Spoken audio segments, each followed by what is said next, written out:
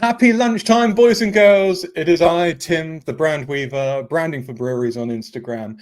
And we are back. It's January 2025 and having a big old bunch of conversations to help your brewery stand out, get noticed, and grow this year. And to start the year, I am joined by the dashing, the gorgeous Dave D of Daft About Craft. Good afternoon, Dave. How the tables have turned. This feels very strange. Very, very strange. Last time we spoke, I was interviewing you. Now it's the other way around. I don't know whether I like this. No, you're under the spotlight. All the nitty and gritties. It's an expose on the craft beer industry and podcasting at lunchtime. It's not. It's going to be a casual chat, of course, but I like the idea of I like the idea of people nibbling their lunch while they're listening to us chat away. I like that. Yeah, the visual of a brewer just sat, in the back room. Yeah. Cheese and pickle sandwich, a little crust dribbling down his chin. It's a glorious vision. I can't wait to. Well, if anyone is eating their sarnies when watching this, let me know. Please let us know. Yes, indeed. We have the comments function, guys and girls. So please do pop a comment or a question in if you want to ask us anything. If not, no stress. I appreciate your hands are full of sandwiches and tea right now. Let's get stuck in. Dave, for people who do not know of your wonderful work and Daft About Craft, sir, would you mind just giving us a bit of an intro as to who you are, what you do, and why you do it, please? Yeah, sure. Well, I am one half of the Daft About Craft podcast, which began 4.5 years ago now, amazingly. We're still here after 4.5 years. I don't know how. We just started during lockdown, really, as something to do. Me and Dave B, we worked together at the time. And we both realised we like beer. And we both realised we like talking about beer. So we thought, let's do a podcast. And we never expected it really to still be going after all this time, but somehow it is. We don't even work together anymore, but it's still going. And but now we love it. And what we love is finding new breweries and telling people about those breweries, because everybody knows about the big players in the craft beer scene or the beer scene. But there's a lot of little one-man bands out there. And as the podcast has progressed, we've found that that's our niche, talking about the small guys. And we love doing it. We really do. As we're talking, I've just had a message from a little brewery called Turtlehead Brewery, who I've been chatting to. And now, who out there has heard of Turtlehead Brewery? Not many people, but they'll be on the podcast and we can shine a light on them. Fantastic. And so why did you start the podcast? Just because you wanted something to do down, during lockdown? Well, we weren't even furloughed, funny enough. We actually carried on with our job. So I probably just like the sound of my own voice, to be honest. And I always wanted to get into radio as a kid, and I never managed to do it. So this is like the second best thing. But definitely. Also combine it with a love of beer, and it's like two things I enjoy. Win-win, right? Absolutely. Beer, being able to talk, do your radio host vibe, and you're laughing. And so the podcast platform, it is in terms of like marketing and platforms that brands can use to get their voice out there. It's a relatively new one, and I don't know what you think, but I really saw it skyrocket during COVID, where people had that bit more time on their hands. Do you agree? Yeah. Every man and his dog was knocking a podcast out there. You got two guys who just like talking. They put a podcast out. They wouldn't necessarily know what it was about, but they're just, we've got a podcast now and we're going to talk about it. And I think what happened is that a lot of those podcasts have actually fallen by the wayside over the last 2 or 3 years. You've seen it with beer podcasts. A few of them have left the scene, and there's sort of a hardcore still going. But yeah, everybody was doing a podcast, almost to the point where the market was saturated in podcasts and there was too many.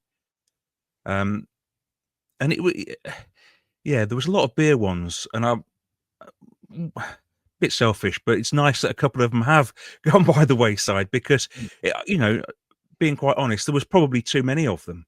And not it's a niche world, and not everybody has got time to listen to dozens of podcasts. 100%. And now the hardy survive. Those who've put the graft in, keep creating that content. The foolhardy have survived. Yeah, we're still here. Good on you, mate. What is nice? I was going to say, what is nice is that there is an appetite for it. I was looking at our stats last night, and since we started in It was July the 5th, 2020, our first episode. And since then, we've been listened to in 79 countries across the world. I mean, that's impressive, isn't it? That's awesome, mate. Whether it's people who've just got VPNs and they've set them to weird places around the world, maybe that's the case. But we've been number one consistently on the hobby podcast chart in the Cayman Islands, which is mind-blowing, really. I don't know why. Well, yeah, you've got to find those Cayman listeners and be like, okay, send us messages. I'll take them wherever they are. I'll take them. But that is a weird one. Who knew there was a craft beer scene there? But I think that's the wonderful thing. You know, I was going to ask, like, what role do you see podcast playing when it comes to helping breweries get out there? There's the obvious thing of like you can shine a light on the little known breweries, but what are the other benefits that you see from a podcast? We've had breweries on our podcast to talk, and they're very localized. Their beers maybe get 10, 20, 30 miles. They can come on the podcast, and there's a potential for everybody in the UK to then know about them, and further afield, they can sell their product further afield. If they've got a web shop, we can talk about the web shop, tell people about it. And if they haven't got a web shop, what we've done with quite a few breweries is link them up with a business called Tapdoor, which gives them the ability to sell through their web shop. And I visited a little brewery over Christmas called 3 Words in Worcestershire, and they don't have their own web shop, but they came on the podcast. We linked them up with Tapdoor, and now they sell a fair few cans each month through Tapdoor's website. That's fantastic, because I can imagine, that's got to be a worry. You've got brewers going, we want to raise awareness of what we do, but then if people can only come to the tap room or, like you said, 10-mile radius, why bother? But nice, good connection. It's good. You know, we like to think that we can sort of help people. We obviously love drinking beer, but we want to help breweries as well, and I think we have done over the 4 years. And you were saying, like, you've got countless different listeners from all over the globe, but how many people listen to the podcast, to Daft About Craft on a regular basis? On a monthly basis, anywhere up to 700 or 800 people, which, it's not a huge amount. But if you look at the stats, which we get every year, it puts us in the top sort of 25% of podcasts, which I think tells you that there's a lot of podcasts out there that just exist and don't do much. Like we were saying before, everybody started a podcast. There's a lot of them still out there. My dog's barking in the background. They're loving it. What I'm saying is that you've got to be consistent. You've got to keep on putting episodes out there, and you will get noticed. I think a lot of people they'll start a podcast and then not do much with it. You've got to stay focused and consistent. Keep putting episodes out, and people will listen. And eventually. You're saying like it's 700 to 800 monthly listeners, and brewers might go, I could stick a Instagram story or reel out, and that gets the same thing. But I think the difference is that's 700 or 800 actively engaged listeners who want to know about new beers, want to find new beers. It's a more refined market that you're appealing those to. People are tuning in to listen to what we have to say. They're finding us. They're putting us in their ears when they go out and walk the dog, or they're on their commute or whatever. It's not, they haven't tuned in by chance. They've gone out of their way to listen to what we're saying. Yeah, they think that's a key point. 100%. They want your audio gold in their ears, as it were, and they want to know about the beers. So you're saying obviously certain podcasts have fallen by the wayside now. Those who maybe weren't as consistent didn't keep it up, but there's still a good amount of beer podcasts out there. What would you say is the best way, for a brewer who's going, all right, maybe I want to look into this. Maybe it might be worth my time. How do they find these podcasts? And after that, how on earth do they get in touch with people? I think Instagram is your key. All these guys are on Instagram, and that's how you contact people. That's how we contact a lot of breweries, actually, through Instagram. And what is interesting is that we don't get many breweries contacting us and saying, "Hi guys, can we come on the podcast?" It's usually the other way around. We have to go to them. I think people are. It is, isn't it? But what would your response be? Like, can any brewery reach out to you and go, "Hey, please do"? Yeah. The more, the better. The more, the merrier. When we first started, we had to really dig hard to find people who'd come on, because we're just a couple of Herberts talking about beer. We could be anybody. But as you continue and you keep at it, people start to recognize you're putting out some decent content, and they're more happy to come on and talk to you. But still, they don't. Most breweries will not approach us. We have to go to them. It's really. I bet that doesn't happen in many other industries. Well, it can't do. No, like it's almost like there's a fear. Like, oh, Yeah. I don't necessarily want you to talk about my brewery, but I can't imagine you're going to do this horrific expose and just rip into a brewery live on a podcast. It can't happen. I've often thought it'd be nice to do some exposés in the craft beer world. There's lots of stuff that could be exposed, I'm sure, but that's not our aim with breweries. We want to help people enjoy their beer and tell people about their beer and showcase what they do. That's all we want to do. Even occasionally, you might have a brewery on and you might be drinking their beers and you might not be in love with their beers. We'll still do our best to push those beers because they're putting their passion into operation here. They're doing what they love doing. And just because we don't like their beers, somebody will. Of course. Okay, so say I was one of those brewers who go, right, I'm going to bite the bullet. I'm going to do it. I'm going to reach out to Dave. I want to be one of the proactive ones. Do I just send the message going, hi, Dave, I work at a brewery. Please talk about us. Or what kind of stuff do you want to know? Obviously, what do you need? What do you want to kind of get in that little press pack or that intro message that you get that makes you go, let's do this, let's chat? I want a hook, really. I want something that's interesting. I don't. I mean, we will literally talk to anyone, but if there's a hook, that's what we really want. Something interesting to draw us in. Something. What's special about your brewery? Do you still exist in a shed at the bottom of the garden and it's a real labor of love? That's interesting. If you send me a message and say, hi, we make lots of hazy pales, can we come on and talk about them? That's not so interesting because where's the hook? Give me a hook. I want something interesting to work with. Well, that in itself can be a struggle though, right? Because I was talking to Matt Curtis last year, and he's a well-known writer in the industry, and some of these breweries don't necessarily know what does make them different. Like that, No, they're almost too close to the product to go, oh, that's something quite unique. So, and we were talking, me and you were talking off air before about these guys in breweries. They don't have media training. They're just often a one-man band, two-man band, 3 or 4 people. They don't have media training. They don't know what to say. They're not footballers with access to all this training so they know what to say and how to answer questions and how to make themselves look good. So I think what happens a lot is that they'll be scared that they're going to be pushed out of their comfort zone. So we try to keep everything really low key and relaxed so people feel at ease, and hopefully then they'll enjoy talking to us. And so, like, what are some of the best collaborations that you've been part of in terms of working with breweries and getting the best out of them and for your show? That's an interesting question. I think we've done a few bonus episodes over the time, and when we do bonus episodes, it's usually because we've got so much out of an interview. There's almost too much to put into a normal episode. We spoke to Durham Brewery last year. They were celebrating 30 years in the business, and they're still only a tiny team, about 7 people.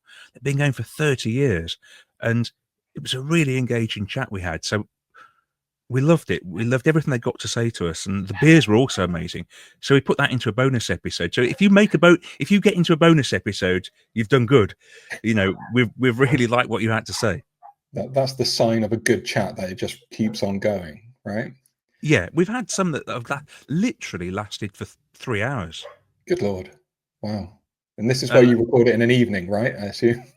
Yeah, a very long evening, like into the early hours sometimes. The editing, that's difficult.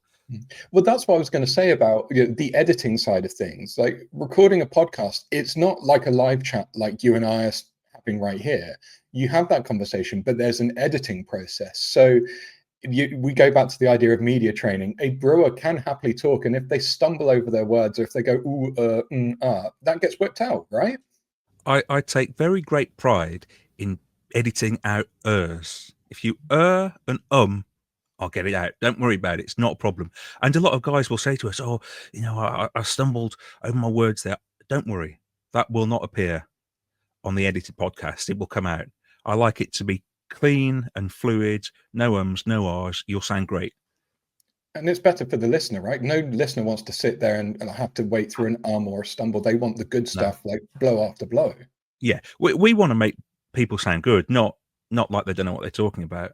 So we will polish it and they will sound good.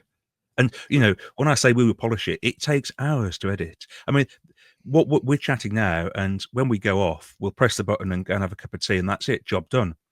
But when we've spoken to people, all that's got to be edited. So an episode, probably 8 hours to edit, like a full day's work. And this is why I've gone the lazy route of just doing it Yeah, live. you're so Whatever lazy. happens, just deal with it, right? Yeah. No fear me, just straight in there. Okay, so we've got a bunch of, beer-related podcasts out there.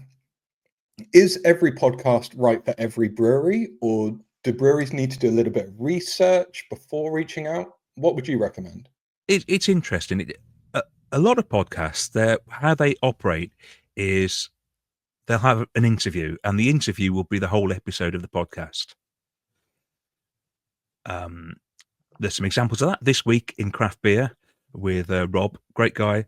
He talks to a different brewery every week or visits a tap room every week, and that's the content. That's the content of that episode. So what we do is we have lots of different features.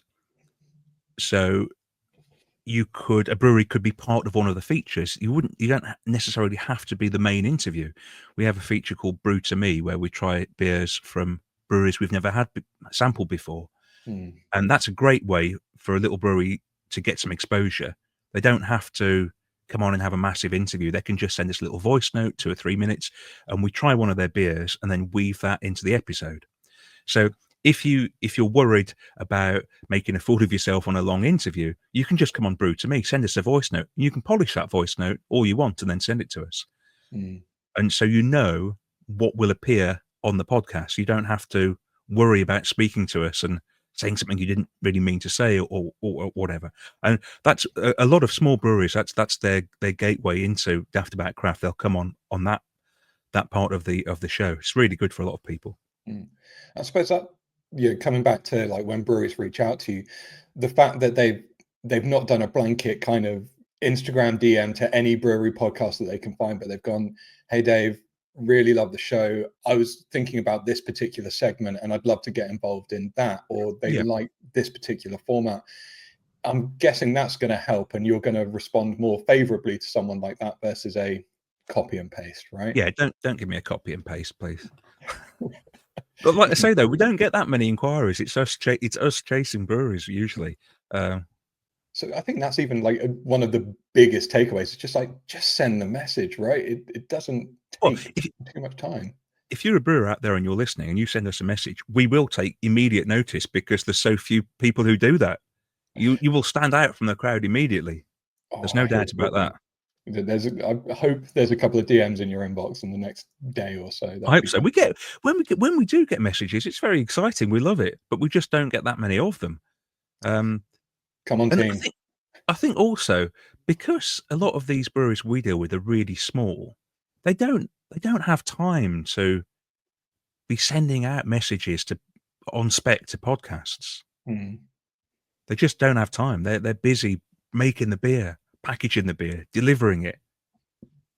But all it takes is a message, and you can then we just take it from there. Yeah, quick DM. That's all it is. And it is an essential part of running a small brewery. You've got to get yourself out there. It's so important. The idea of marketing in a brewery space. We talked about it on your show, of course.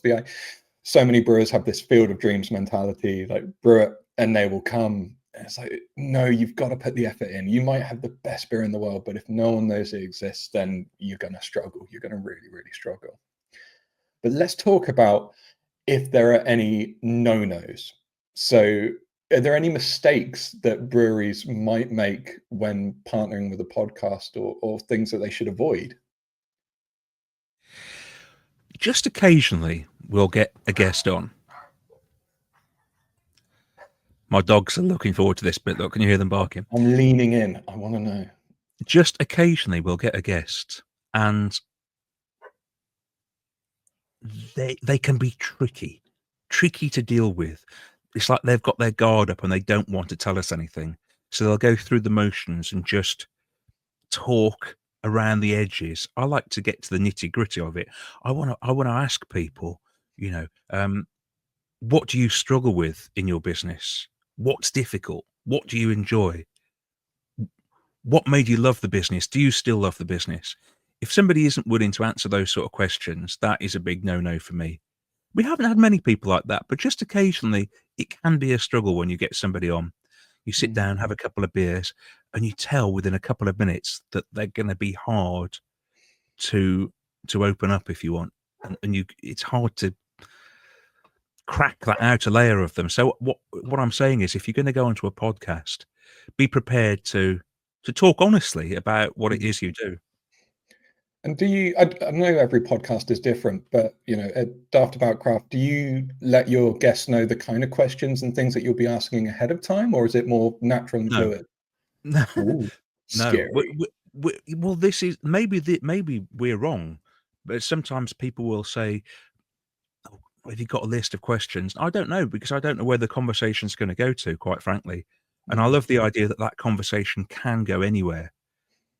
Um, so no, listen to a few episodes and you'll get what I usually advise people to do. Listen to a few episodes and you'll see how we operate, Yeah. and that's what you can expect. There will be standard questions, but I never know where the conversation's going to go. And I like the fact that it can literally go anywhere. We've had people telling us about how much money they owe, and really in-depth things. And that's fascinating.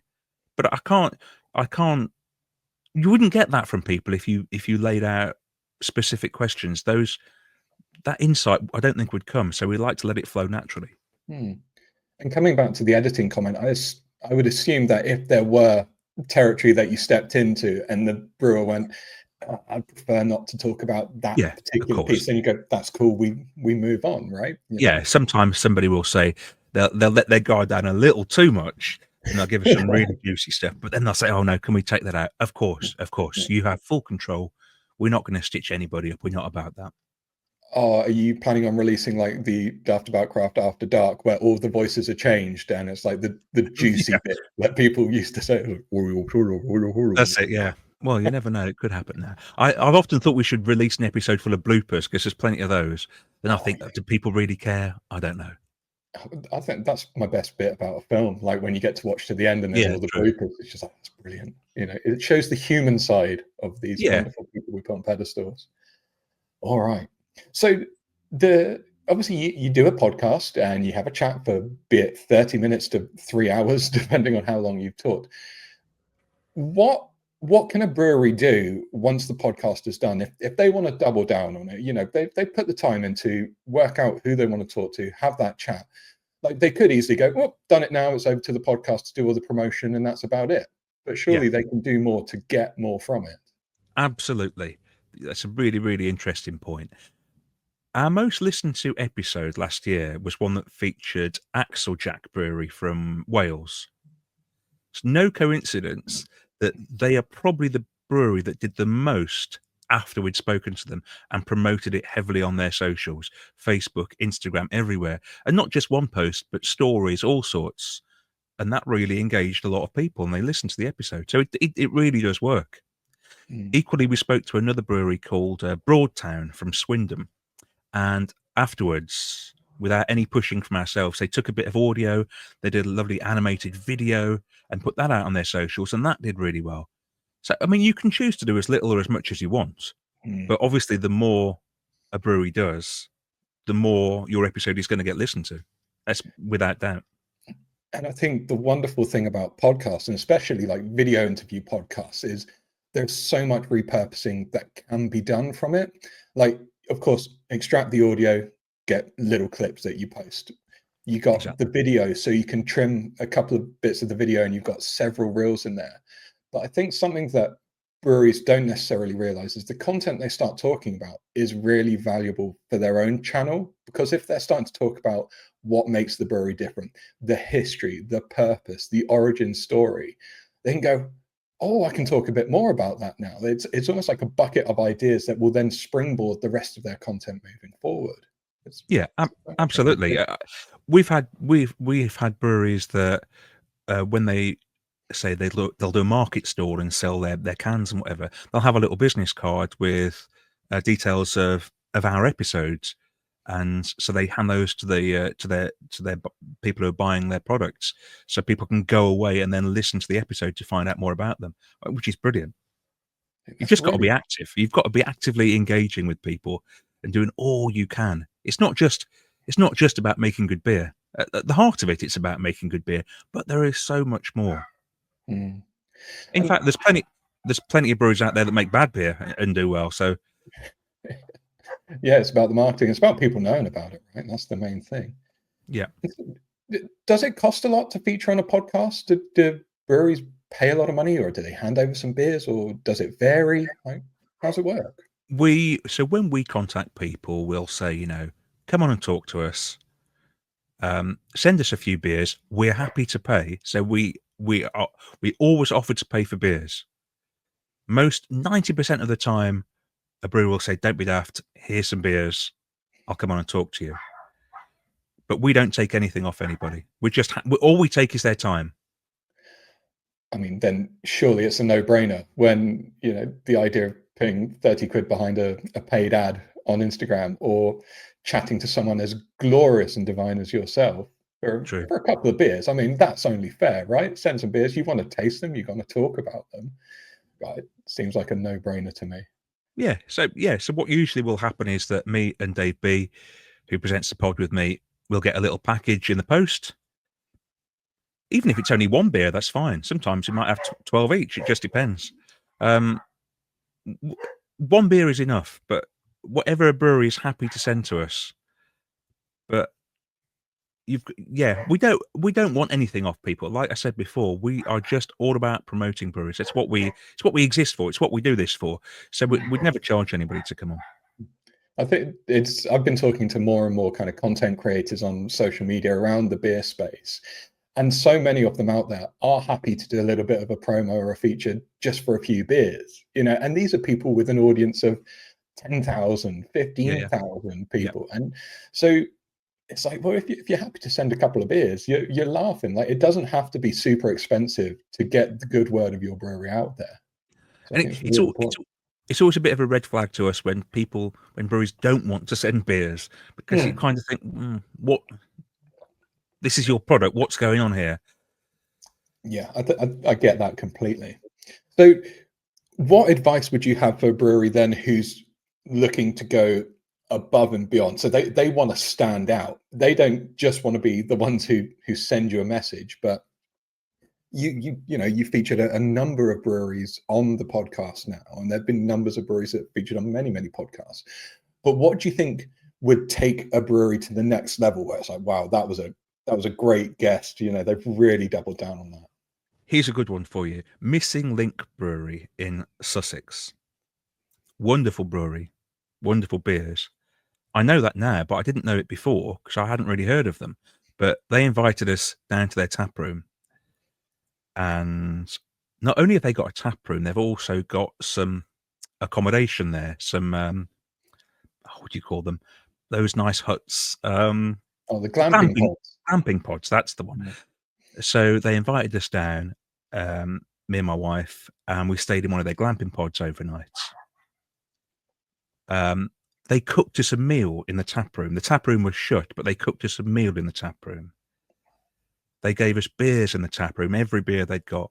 That is going above and beyond. And I love those guys, but not just because they did all that. That's really lovely. That was the bet. We were treated like royalty, which that's amazing. But we didn't pay for any of that. That was all provided by them. But on the back of that, I've been back to the tap room. I've stayed overnight in a glamping pod again with my family and paid. And I've bought a meal in the tap room. and bought drinks and cans and everything in the tap room. So it made me invested in their business. I wanted to go back and support them because they'd shown me some consideration. And that they're lovely, lovely guys at Missing Link. If you've never been there, people watching this, get yourself there. It's a wonderful place. Their tap room is awesome. And I got a lovely tour of the brewery and got to meet their dogs and their family. It was lovely, and such a personal touch, but I'll never forget that. Yeah, it makes a lot of sense. Like, you compare that to a brewery who goes, "Yeah, we'd love to talk to you, but don't really want to send a beer out right now." Yeah, Versus, exactly. "Come on down," because you'll go to breweries and interview them there, right? It doesn't always have to be Well, online. this is what we did with Missing Link. I took the kit down, took the mics down, took the mixer down, and we sat in the tap room and we did it in there. Yeah, I don't mind. Well, I'll go anywhere. As Really long as you will. pay for the flights, Yeah.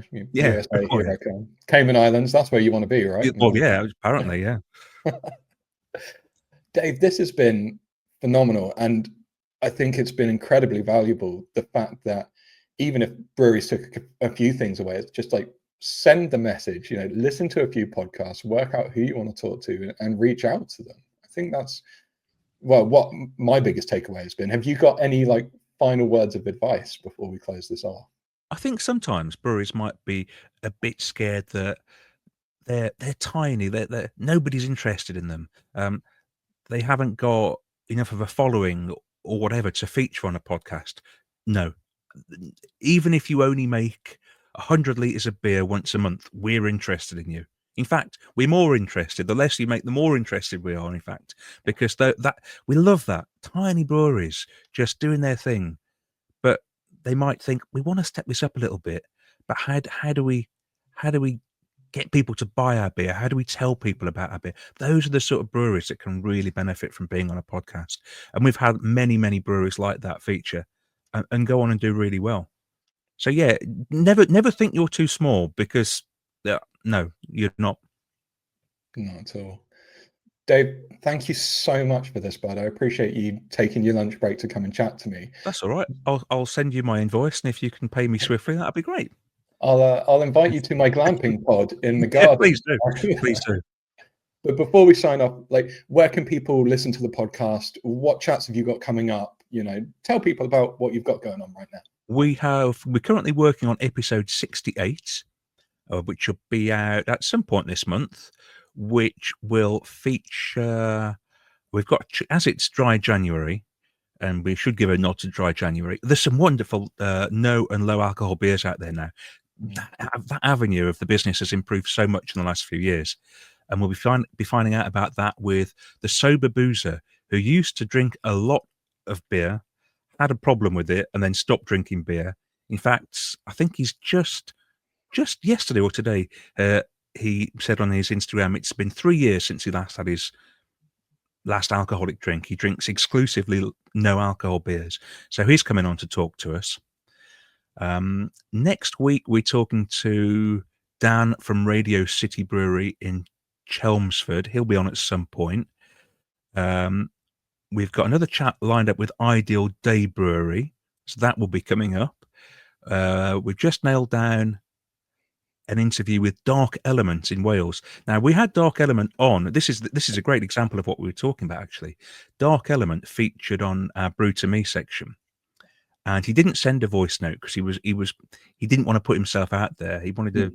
He was a bit nervous about coming on a podcast, actually, but he sent his beers, and they were phenomenal. They were awesome, and he's since gone on to do really well. He's just about to celebrate the brewery's first birthday. So he's agreed to come onto the podcast. This will be his first ever podcast, and he's going to do it with us, which is wonderful. But that just goes to show you, he was on Brew to Me. We had a beer. He's carried on putting beers out there. He's got the beers out to people, and now he wants to come on and talk. It's a progression, and that's what we love to see. So those are just some of the guests we've got coming up. And as for where you can find us, just search for us on Google. Ask Alexa; she'll find it for you. Don't say it too loud, you'll trigger her. Yeah. And obviously we're on Instagram and Facebook and X and all the rest of it. Brilliant stuff, mate. Well, once again, Dave, thank you so much. Everyone who's listening or will be watching this in the future or listening to this in the future, again, thank you. Really appreciate it. I've been Tim of the Brand Weaver. Everyone, Rock on. Speak to you soon. Cheers, everybody.